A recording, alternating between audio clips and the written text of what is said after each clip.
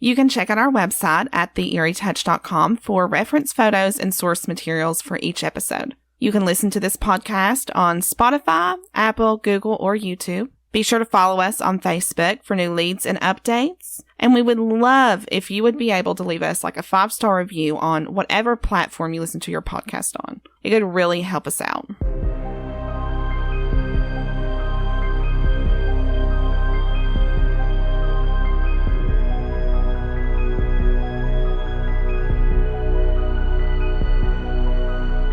Hey y'all, I'm your host Gabrielle. And I'm Alan. Welcome to The Eerie Touch, where we dive into all things murder, mystery, and paranormal every week.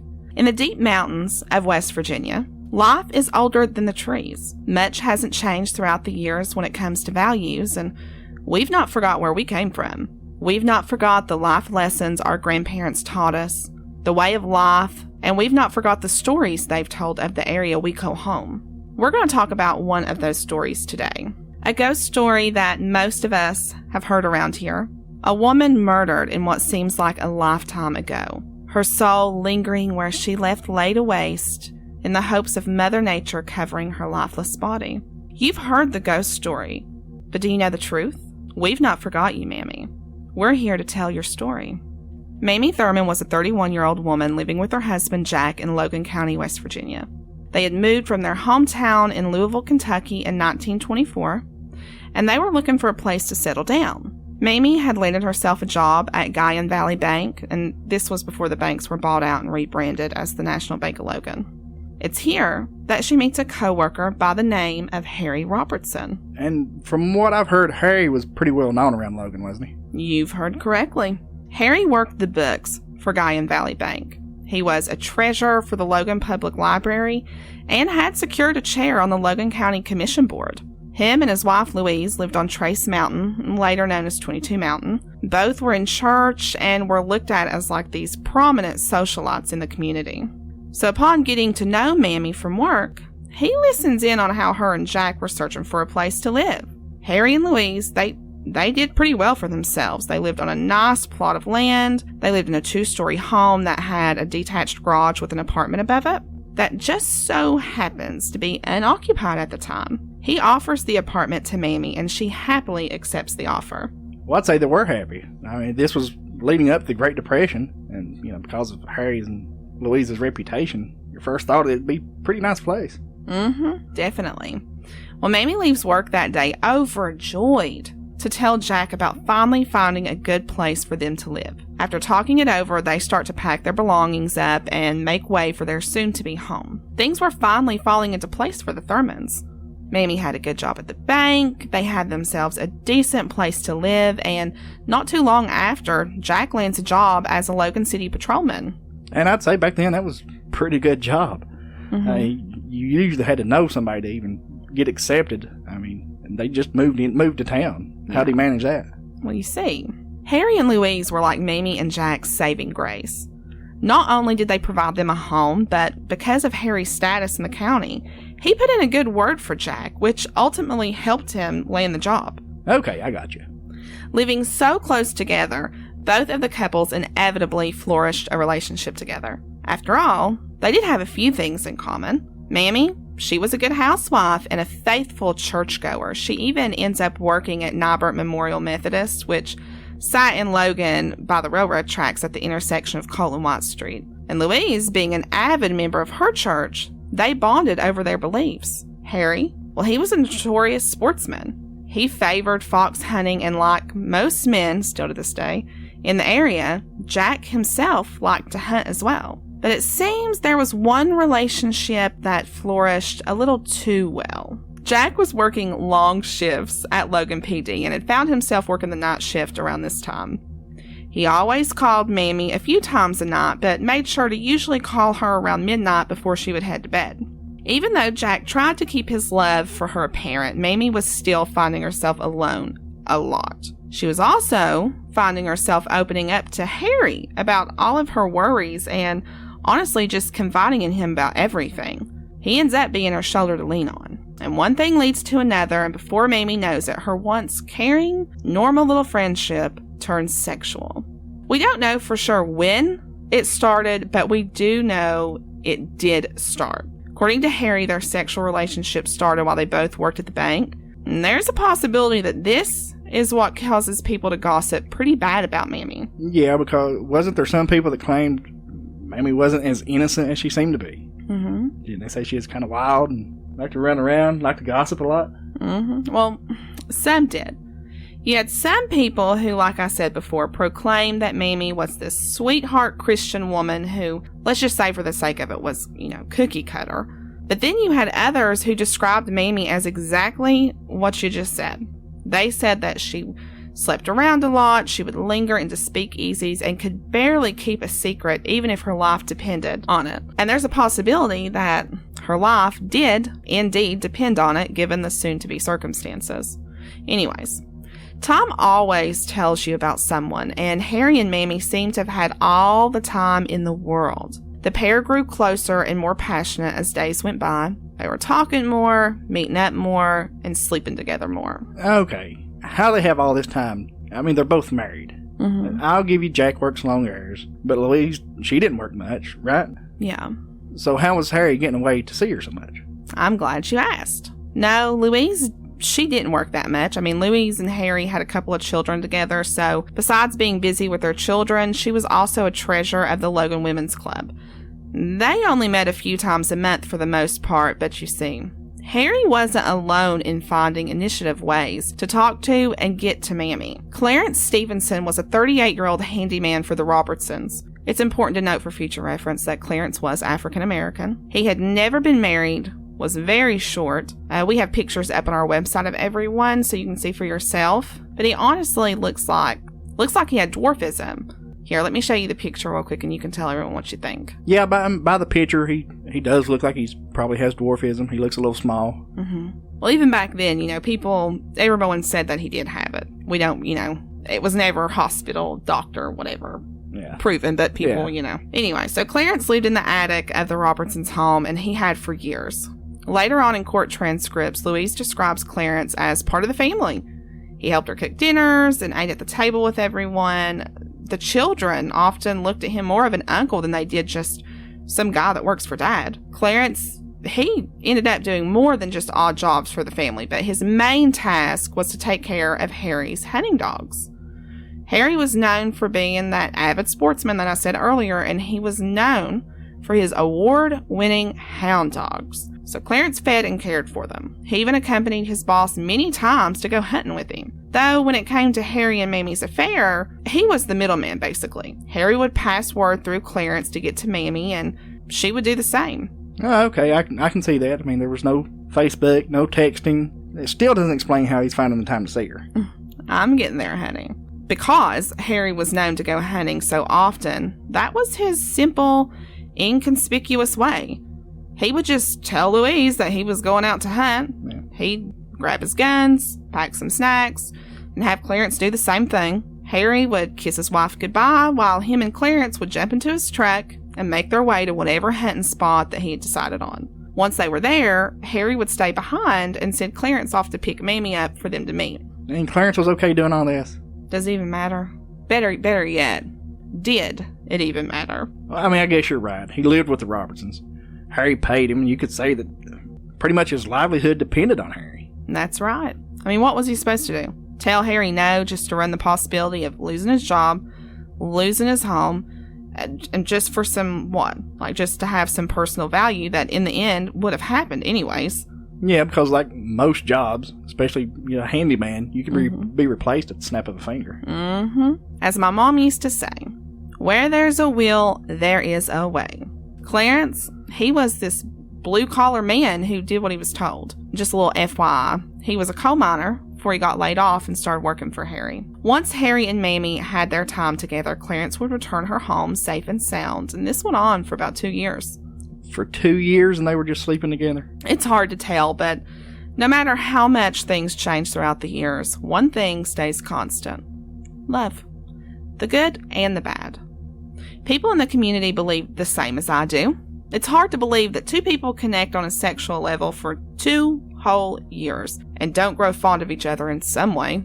Now, if it just happened a couple of times, I disagree with you. But 2 years is a pretty long time. I mean, it's pretty well known the more time you spend with someone. I mean, it's just human nature. It's going to you're going to have some type of feelings. Yes.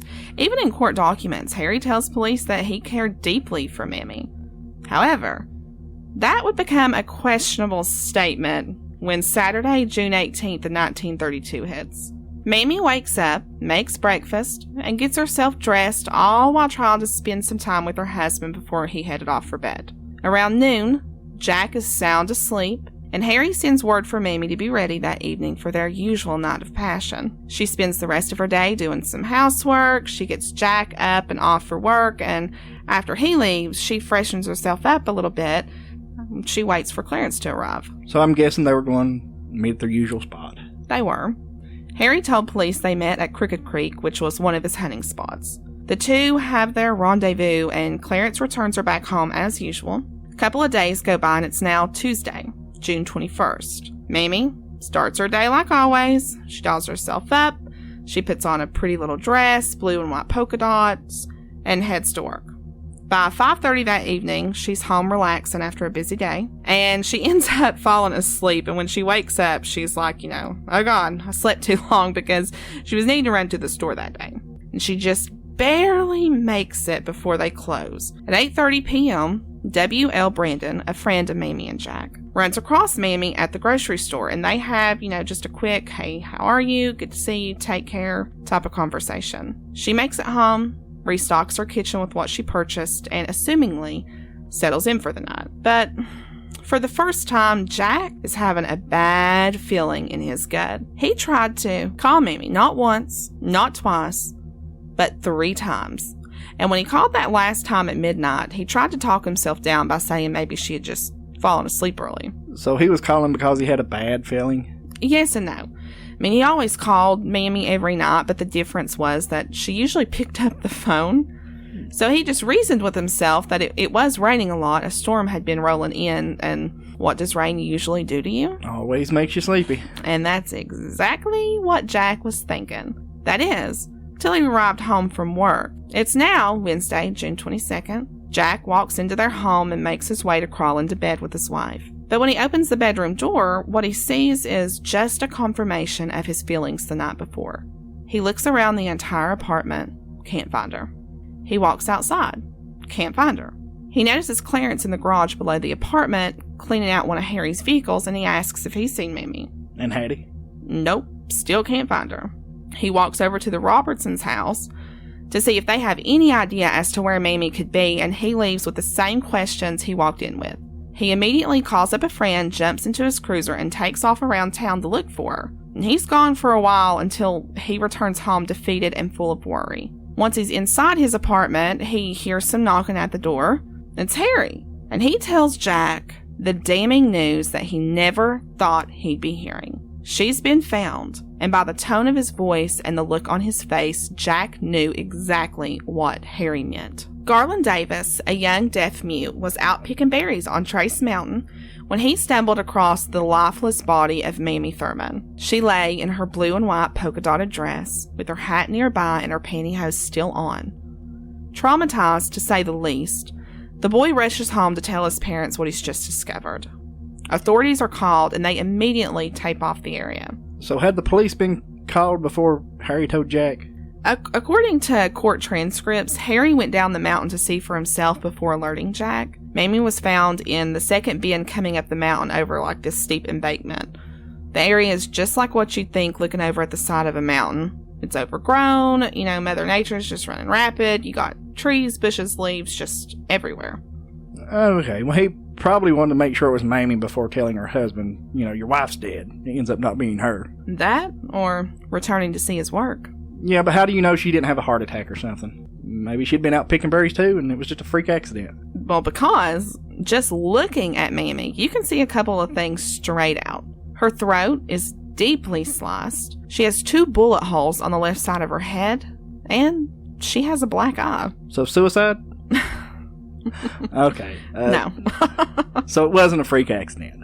Yeah. Police immediately come to a couple of conclusions. First, The murder had to have taken place somewhere else due to a substantial lack of blood at the scene, and Mamie was missing one of her shoes. Yeah, when we enter a crime scene, there's a few things we always look for. When it comes to having your throat cut, especially with a deep wound, you've got the major arteries, you're going to expect a lot of blood. Yeah. You're also going to note everything the victim's wearing, seeing what else is around the crime scene, see if anything's missing. Make sure she has her clothes, her shoes, jewelry, everything she's supposed to have. Yeah. So where's the shoe? Was that at the crime scene? No, the shoe was actually never found. Okay, so I'm going to say two things here. It's either A, the animals drug it off, or B, she was placed there. Are there any signs of animals being around? I mean, any bite marks or anything? Nope, nothing like that. Then I'd be left to the conclusion that she was dropped off there. Could this have been a robbery gone wrong? Actually, no, not at all. Mamie was found with her diamond ring that was worth $200, which was a lot back then. Her wristwatch and her wallet still had money in it. Okay, so it wasn't a robbery. But they did discover something nearby. And what was that? They found a bloody kitchen knife. So possibly the murder weapon. Yep. Authorities had it tested and it came back. It was positive for Mamie's blood. Okay, so there's your first real clue. Once the coroner was able to give her a thorough examination, he noted that the cut was so deep across her throat that it severed her trachea, carotid artery, and jugular. The 2 bullets had passed through her skull. One struck behind her left ear and exited above her right ear. The second entered above her left ear and emerged at the top of her head. The bullets were from a .38 caliber pistol. Her left ear and left cheek were severely burned from the powder flash from the gun. Her neck was completely broken at her second vertebrae. Mamie had a bruised right eye that was bulging out, and she was covered in scratches and bruises. The coroner was also able to determine that Mamie was already deceased when she was shot, so he believes that those 2 shots were just to make sure that she was in fact dead. He concluded that she had been deceased for about 12 hours. So that sounds like overkill. That's typically, when you just kill somebody, you're trying to kill them and be done with it. If you're defending yourself, you just want to be it over with. Yeah. Overkill, usually there's familiarity, I guess. You know the person intimately or personally. It's one of those things. I would probably check out the spouse. Spoken like a true police officer. Because that's exactly what they do. They take Jack in for questioning, but they're quick to mark him off their list. Jack was working the night that she would have been murdered. He had eaten lunch at a diner and had numerous witnesses to have seen him all throughout the night. Investigators then start talking to everyone who was close to Mamie, beginning with Harry and Louise. Completely unaware of Harry and Mamie's affair, they're asking just, routine questions. Harry admits that he did see her that day. Louise and himself were in the kitchen and he had saw her through the kitchen window walking down the steps from her apartment. They ask what she was wearing and he just describes a blue dress. It's important to note though later on that the garage with the apartment above it was a bit from the house, so the view wasn't dead on. And so Harry does say later on in court documents that it could have been a blue dress with white polka dots, but she just wasn't close enough for him to actually see that detail. Authorities ask Clarence pretty much the same questions, and he has nothing different really to offer than Harry does. He did speak to Mamie, but it was more of, just a here and there thing. They were friends, but at the end of the day, he was just a handyman who did his job. After what police thought was just another dead end, they move on out to friends and other members in the community, and this is how they become aware of Mamie's secret lover. So I guess it wasn't as secret as they thought. No. You can't keep a secret in a small town for long. People give all kinds of new information up.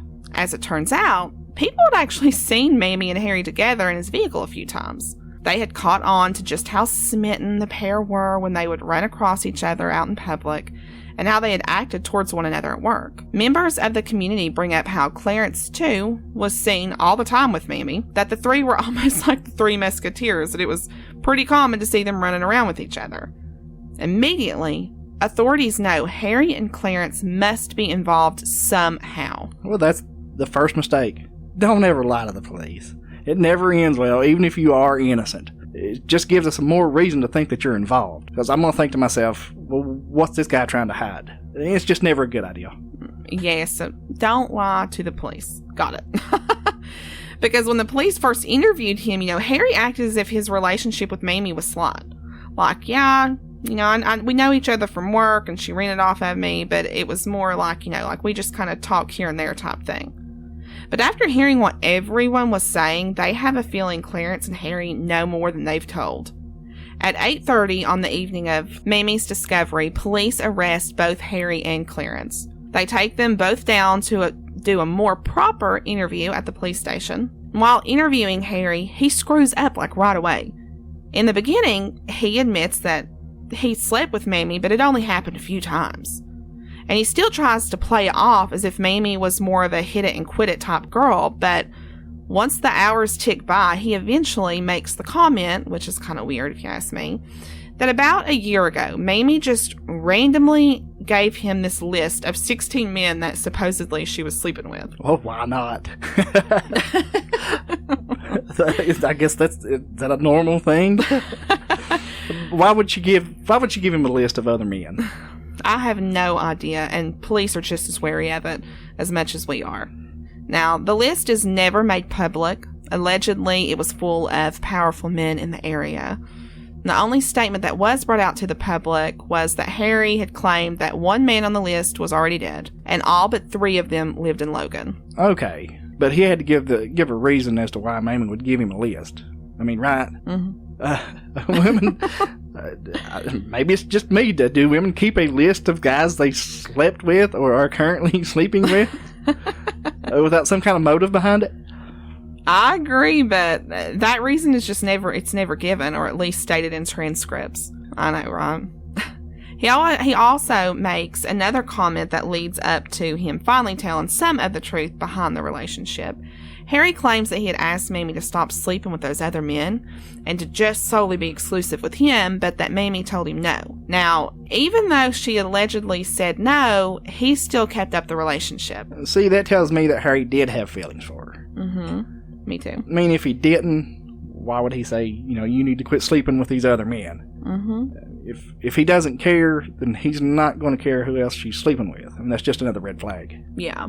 Investigators, too. Once they start hounding down on Harry, telling him what everyone has told them, he finally comes clean and admits that they had been having this passionate love affair for 2 years. That it started not too long after she began working at the bank. He explains about how Clarence was their middleman and how he would manage to get away from Louise, meeting at hunting spots, etc. Police ask him if the spot Mamie's body was discovered at was one of his hunting spots. And he tells them that, yes, him and Clarence both have hunted in that area before. Naturally, police are coming to the conclusion that this affair is motive enough for the possibility of murder. So what was Clarence saying? Well, Clarence was backing up what Harry was saying. He explained that he would help set up dates, etc., and that he would just do what his boss told him to do. So during all these times, neither one of them admit to the murder? No. Both men claim their innocence when it comes to Mamie. They say the last time they actually hung out, I guess we can call it, with her would have been the Saturday before she was discovered. But police aren't buying what they're trying to sell. They start canvassing the Robertsons' property, and they remember something that Jack had told them when he was explaining his whereabouts that day. What was that? Well, remember Jack saying that he had asked Clarence if he had seen Mamie? Mm-hmm. Well, police kind of find it odd that she's missing, and with Jack being as frantic as he was, Clarence never stopped cleaning the vehicle the entire time he was talking to Jack. So they hurry up like they were running out to the vehicle and thoroughly search it. And what do you know? They find something. Under the floorboard of the passenger side, they find some blood. Now, at first, Harry explains it away as, that's his hunting vehicle and that it must be animal blood, but further testing proved that it was Mamie's blood. Harry also possessed a .38 caliber pistol, same as the one that killed Mamie, and the kitchen knife that was found came back to be part of a set the Robertsons had in their kitchen. Well, I'd imagine that was hard for Harry to explain. I mean, especially the blood part. Mm-hmm. Yep, it was. He can give no legitimate reason as to why or how it's there. All he can do is spit out his alibi. On June 21st, Harry claims that he had his children with him that day. It was a hot summer day, and so he had taken the kids to go swimming at a pool in Stallings, which is only like about a 5-minute drive from Logan. Later, he went to the smokehouse to listen to a prize fight with his son. that he made it home about 9 and was in bed by 11 that night. His wife backs up this alibi along with his children and other witnesses who had saw him out that day. Okay, so Harry has his. What about Clarence? Did he have an alibi? Yes, he did actually. Witnesses were able to account for every minute of Clarence's day till about noon that day. Louise said that he had gone up to his attic bedroom about that time and that she had never seen him come back down until dinner. But it didn't matter either way if the men had alibis or not, because police arrested them both for the murder anyways. Well, they probably thought they had enough circumstantial evidence to at least get a conviction. That's exactly what they told local newspapers in the area, which you can find on our website. In some cases where there's not any direct evidence, which would directly link individuals or information to a crime, we try to find enough circumstantial evidence, which relies on interference to connect what really happened. For example, circumstantial evidence would be someone seen them running away from the crime scene. Their fingerprints were found on the gun, but with several other people. Yeah. Direct evidence would be a security camera showing actual footage of them committing the crime, or just their fingerprints on the gun. Although direct evidence is always better, 75% of convictions usually have some circumstantial evidence involved. So it's a good second best. On July 29th of 1932, the courthouse in Logan is packed completely out with friends, family from all involved, and members of the community. Though many were surprised to see that over half of the grand jury were these prominent friends of Harry's, which shouldn't have ever been allowed to have happened to begin with. No, it shouldn't. Keep in mind, though, this is a different day and age. It's the 30s. It was all about who you know and how much money you had. And certain things just weren't enforced back then like they are now. And that's just so disheartening to me, because this is the beginning of the perfect example of an unfair trial. About a month of hearings from the trial go on, and even though the members that stood on the jury were Harry's bigwig friends, Magistrate Elba Hatfield told the jury that even though the evidence was circumstantial, it was very damaging, and that both defendants should stand trial. After 4 days of deliberation on September 15th, the jury decided to only indict Clarence Stevenson for the murder of Mamie Thurman. Imagine that. After the trial that same day, the jury only took 50 minutes to come back with a guilty verdict of life with mercy. How generous. Mercy. Yeah. Clarence's attorney immediately enters for a new trial because, hello, this wasn't anywhere close to a fair trial. This not only upset him, but a lot of people in Logan County and all over, really. Everyone talked about Harry's ties getting him out of trouble, and people were pissed, to say the least. In exactly 2 months to the day, on November 15th, the Logan County branch of the National Association for the Advancement of Colored People went cross-country to raise money for his appeal and was able to raise $600, which in today's currency would be $9,500. But given the time and everything, that's a pretty good chunk of change.